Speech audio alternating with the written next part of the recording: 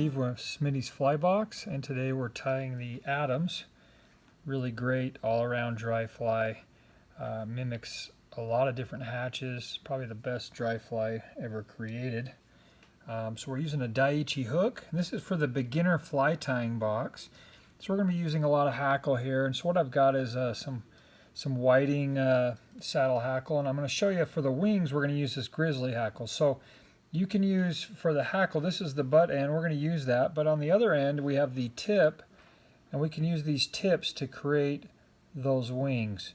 And so we'll pretty much be working on both sides or both ends of these nice long saddle hackles. So as you can see here, I've taken 2 saddle hackles and I've already been using these, so as we chop them down we can keep reusing them. We'll just reshape that wing with our scissors. Now you might think, well, that's not a good thing to do to trim those. It works though. It's you can use hen feathers and stuff if you don't want to do this, but this just saves us, and we can just keep using these same feathers. You just keep preening them down and trimming them to shape, and they actually look really pretty good. So that's what I've done there. So I'm going to just take these 2 feathers and I'm going to lay them together. So once I've evened up those tips, I'm just going to hold them by the tip and just pull back some of those hackle barbs. And that gives me a little space on that stem that I can tie it down like that. Before we do that though, let's attach our thread. So I'm using 8/0 thread. Nice small thread because we're going to be tying in a lot of these delicate hackles. So this just helps minimize bulk. Alright, so I'm going to position my thread at 2/3 up the hook shank, about right there. And I've got those wings ready how I like them, and I'm just going to lay them flat right on the top of the hook and just make a few turns and secure those in.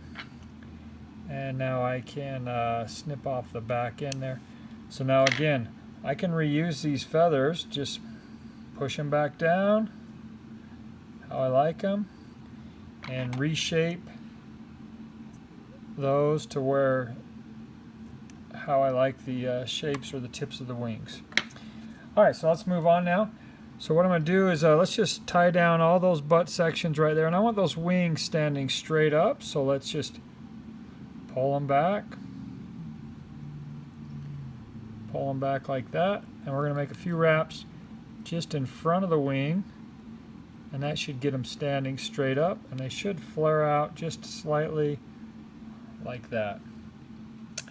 So there's our wings. Alright, now we're going to just continue tying the fly around those wings. So let's come.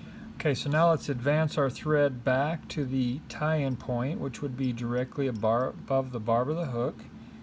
And what I've got here is I've got a whiting rooster cape, and this has these nice long fibers on these feathers, and I just run my finger down and it gets them sticking out there nice and straight, and that way I can gather them and just peel some off and gather a little clump. Let's clip off this little butt end there, and then they'll stick out there nice.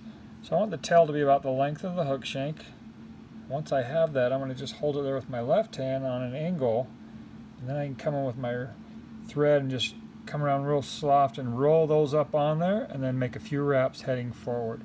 And that gets the tail out there nice and pretty. We're going to repeat that step because we're going to do grizzly as well. So take your thread back to the tie-in point, and let's repeat that with our grizzly hackle. So just preen those feathers out, peel off a little section. If you need to, you can trim them. Now there may be a little wild one you might need to get rid of, but I always like to trim that little butt section off. Okay, we want that to be about the length of the hook shank. We'll come right in there, roll those right on top, and then make a few wraps going forward. And that gives it that two-tone Adams tail. Alright, let's take our thread right back to our tie-in point, and we'll begin to dub the body forward. So we're just using gray fine dubbing, like that. And we're just going to try to put a nice tight layer of dubbing onto our thread. So I'm going to try to just create a nice taper going forward. So I'm not going to go too thick, and I want it to get a little bit thicker as I go. So I've kind of got it a little thicker now. That's actually about the perfect amount. So I want a nice taper from there, start thin, get a little bit thicker. Now just behind the wings is where I'm going to attach my hackle. So we'll go back to our grizzly hackle. Now I'm going to start working on the other end of the feather. So we'll just take that, and this is the top of the feather. This is the underneath part. It's a little more dull, and those hackle fibers tend to curve towards the bottom. Now I'm just going to take that stem and carefully secure it in there just behind the wing. And then let's take a piece of brown feather, and we'll do that same thing. Line those up. So we're tying in two pieces of hackle, brown and grizzly. Secure that in there. Pull your wings back and just continue to wrap that down until you get to the eye of the hook. We'll let our thread hang there and wait for us.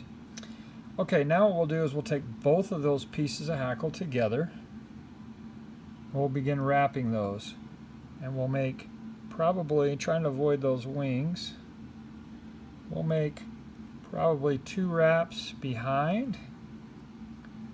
Pull those wings back, and we'll make 2 wraps in front, and then we'll hold both of them straight up in the air and drop our thread over with our left hand about 3 times, and that'll capture that hackle and tie that down. Now carefully angle it out and come in there and just snip both of those off. Now I've got this hackle. These 2 pieces will tie probably another 4 or 5 flies. Alright, now we're ready. You're going to have some whiskers out front, and that's super annoying, so just pull everything back out of the way and just make a nice clean head and make a few wraps in front, and that'll pull back any of those stray hackle fibers that we might have tied in.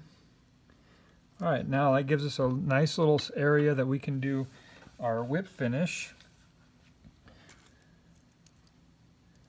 So we'll come in here and carefully try not to capture any of those hackle fibers and make 3 or 4 turns. Whip finish that, and we'll put a little head cement on there, and that fly is ready to fish.